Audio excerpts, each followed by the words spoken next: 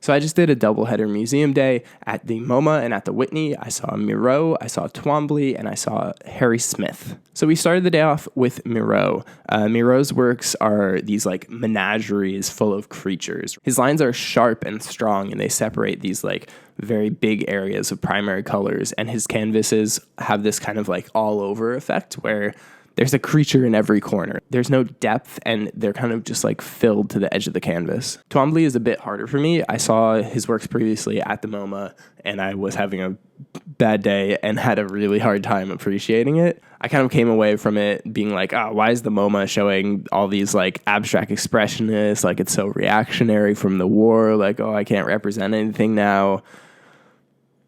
I'm a little less grumpy today. So I wanted to come here and see it again and see like if I could get anything out of these works, because they are quite difficult to approach if you are not in the right headspace. And so this time I was with a friend. I was a little less grumpy, and I stood in front of the Italians with her. Yeah, I think I got more out of it. We were kind of bouncing around ideas of like what we saw in the lines, kind of how you might look up at the clouds on a sunny day and like hallucinate images in there. Like, it really helps to have a friend to bounce off of. So I think Twombly takes some of the audacity of the abstract expressionists, like, oh yeah, like you're going to look at this paint spill and call me a genius. I'm Jackson Pollock, haha.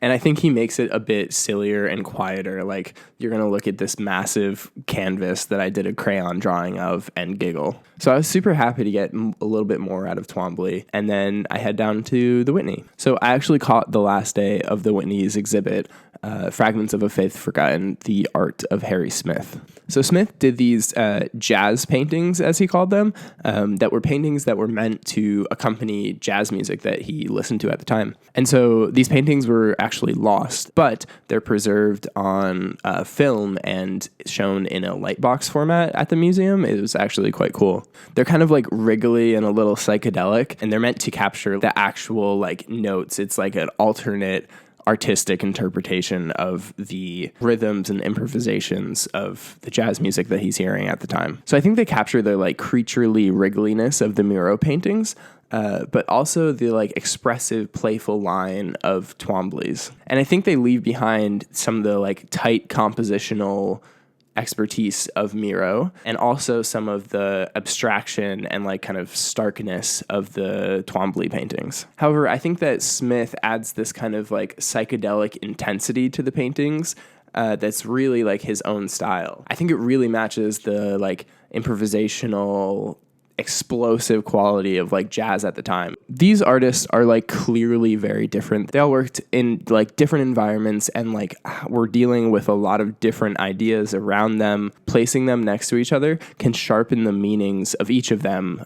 I think these artists tore apart painting with glee, like a child stepping on a sandcastle at the beach. And then they picked up the pieces of this broken art and connected them to things that they cared about. For Miró, it was kind of these new signs of his own invention. For Twombly, it was this new like language of drawing itself.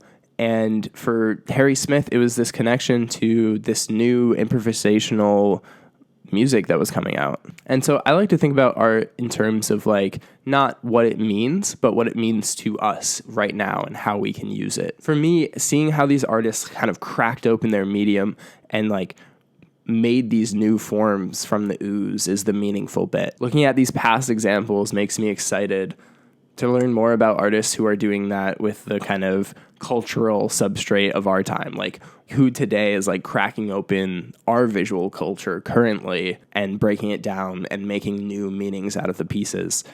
I think they stand as like this historical proof that doing that operation on their own visual culture can lead to artistic breakthroughs, but also squiggly lines are awesome. So I'll leave you with that.